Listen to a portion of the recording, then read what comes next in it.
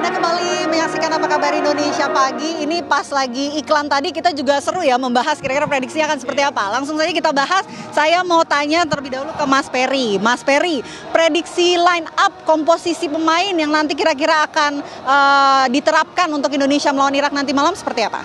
Saya rasa komposisi untuk line up nanti malam tetap di gawang tidak ada perubahan ya. 4 di belakang saya rasa ada Pratama Arhan, Hernando kiper ya. Menggantikan Rizky Ridho adalah mungkin bisa Ferrari atau Komang. Ya, di situ juga ada Hepner. Di tengah saya rasa di situ ada Nathan Chu dengan Ivar Jenner. Ya, didukung dengan sayap mungkin ada Marcelino dengan Witan. Di depan mungkin salah satu yang kita andalkan nih malam ini Rafael. Ya, mudah-mudahan malam ini dia bisa cetak gol lagi. Kembali ya, akhirnya kembali muncul lagi. Ya, ini juga salah satu motivasi juga buat rekan-rekannya di dalam tim karena kembalinya Rafael ya. Ya, mungkin terkait yang masih menjadi catatan kita, mungkin lininya lemahnya masih pertahanan di sebelah kanan kita.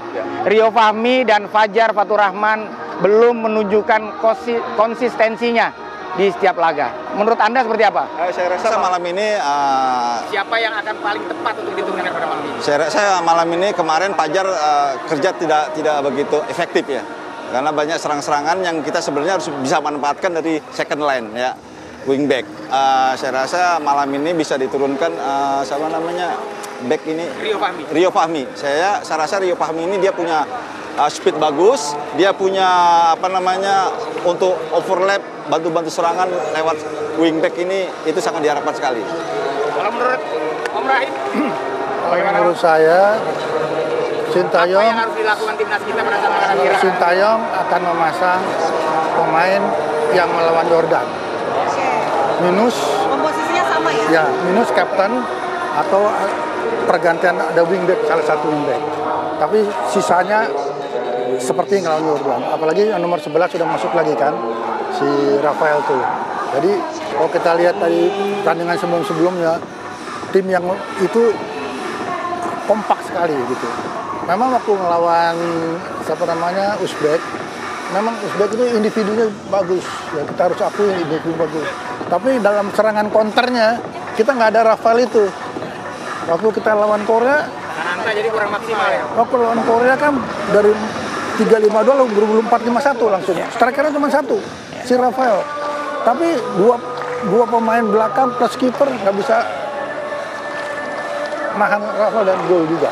Jadi maksud saya pemain yang lawan Jordan itu dipertahankan plus mungkin 1-2 orang yang baru. Nah, nanti kira-kira yang akan mengisi kekosongan dari Rizky Ridho siapa? Kalau prediksi orang-orang ini kayaknya Komang Teguh atau siapa kira-kira? Mungkin Hapner mungkin. Oh, Hapner dan mungkin juga Komang.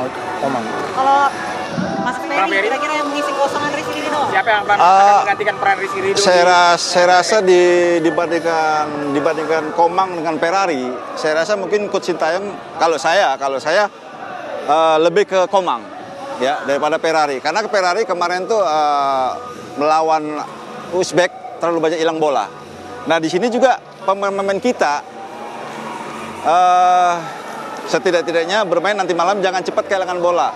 Ya seperti lawan Uzbek. Ya, kita capek itu bukan capek gimana, kita capek itu setelah merebut bola, kita cepat kehilangan bola. Jadi sekarang ini kita harus bermain sabar gitu.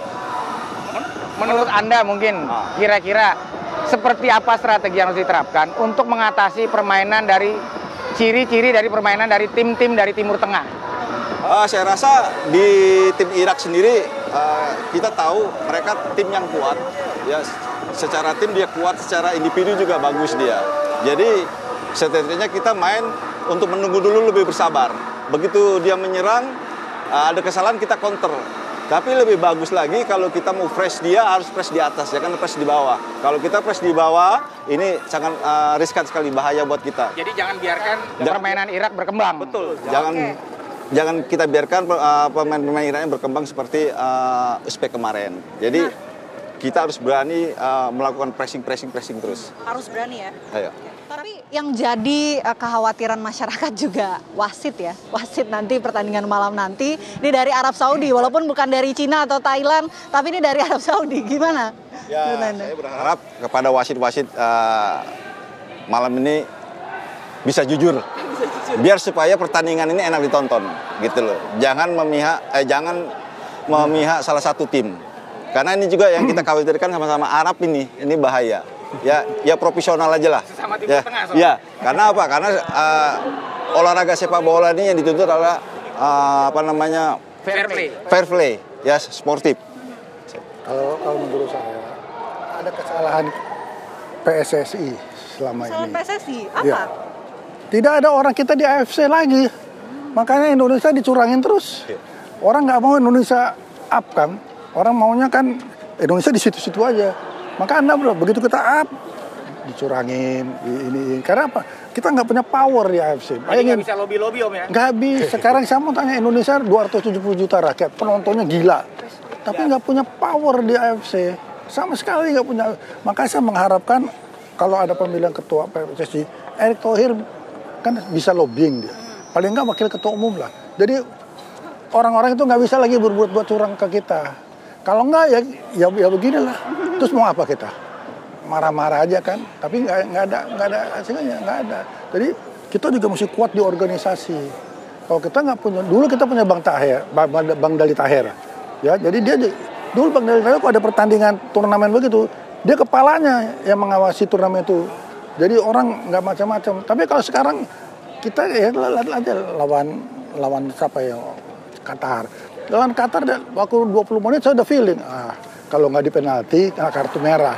Itu udah kita bener kan, di penalti kartu merah dan lain sebagainya. Makanya maksud saya selain kita main bola, organisasi juga kita mesti kuat.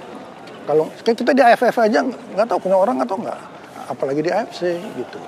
Makanya kita bisa lihat Jepang, Korea, negara-negara Middle East, semua dia punya pimpinan di AFC, makanya dia bisa juga kuat gitu. Jadi saya harapkan sekarang ini moga-moga semuanya berjalan lancar lah. Soal kalah menang tuh biasa dalam sepak bola, ya. Tapi asal fair lah gitu. Bang Mary, mungkin kalau melihat laga nanti malam, laga hidup mati perebutan ketiga keempat untuk meraih 1 tiket menuju Olimpiade Paris, game plan apa yang harus diterapkan oleh Sintayong untuk mengatasi permainan dari Irak ini? Apakah kita tetap melakukan compact defense dan terus melakukan counter attack, atau kita bermain position dari kaki ke kaki, bermain normal dan lebih agresif? Menurut Anda seperti apa? Saya rasa kita harus bisa bermain normal aja ya. Tidak ada kita harus main defense. Setelah defense kita harus melakukan kontak. Saya rasa itu sangat berbahaya sekali karena kita saat ini belum melakukan seperti itu. Yang pasti kita bermain normal. Bagaimana caranya kita bisa menang nanti malam lawan Irak agar kita bisa lolos ke Olimpiade yang saya katakan tadi. Kalau kita seandainya kita kalah nanti, otomatis kita akan menjalankan babak play-off lagi. Itu akan berat lagi di grup kita. Konfederasi menghadapi Guinea. Betul. Nah, kalau misalnya melihat dari permainan Irak sebelumnya, ini gimana? Walaupun memang terakhir kan melawan Jepang nih. Nah, ada nggak sih catatan yang perlu diwaspadai oleh para pemain timnas untuk malam nanti? Nanti malam yang kita harus anak-anak Garuda ini yang harus diwaspadai adalah permainan cepat Irak, terutama di pemain-pemain sayap kanan kirinya. Itu sangat agresif sekali. Dan di sini juga dia punya kelemahan, tim Irak punya kelemahan di sektor bawah. Dia selalu bermain 4 sejajar. Ini paling enak 4 sejajar ya. Ini bisa munculnya selain Rafael bisa muncul juga dari second line-nya. Dari gelandang, dari sayap itu bisa muncul. Dan kita juga harus bisa bervariasi penyerangan lewat winger kita. Oke, prediksi singkat saja gimana Bang Rohim? Skor nanti malam. Kalau saya sih, kalau Indonesia bisa bermain normal, kapan dia bisa harus defense, kapan dia harus attack, normal aja. Oke. Mungkin karena seperti tadi, seperti Bang Ferry bilang, barisan belakangnya dia kan agak lemah. Lawan Thailand kan kalah dia. Ya. 2-0. Skornya berapa, Bang? 2-0. Skornya jadi berapa? Ya, kalau mau menang 2-1 lu. 2-1. Oke, Mas Ferry berapa?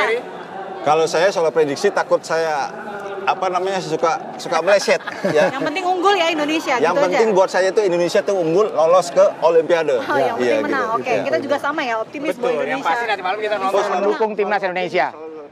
Oke, terima kasih banyak Mas Ferry, terima kasih banyak Bang Rohim atas waktunya. Nanti Terima kita kasih, sama-sama nantikan Bang Ben. ya pertandingan malam Bang nanti Rahim. akan seperti apa. Dan pemirsa, nanti belum selesai di sini karena nanti Hernando Quintan bersama Hernando dengan Quintan. Faisal Kreb kita Baju nanti udah kiper soalnya. sudah kiper. Nanti kita akan mencoba menanyakan kepada masyarakat kira-kira dukungan apa yang mereka berikan. Mungkin ada juga prediksi skor sama seperti tadi. Nanti Betul. kita hadirkan sesaat lagi ya di Apa Kabar Indonesia Pagi. Sesaat lagi.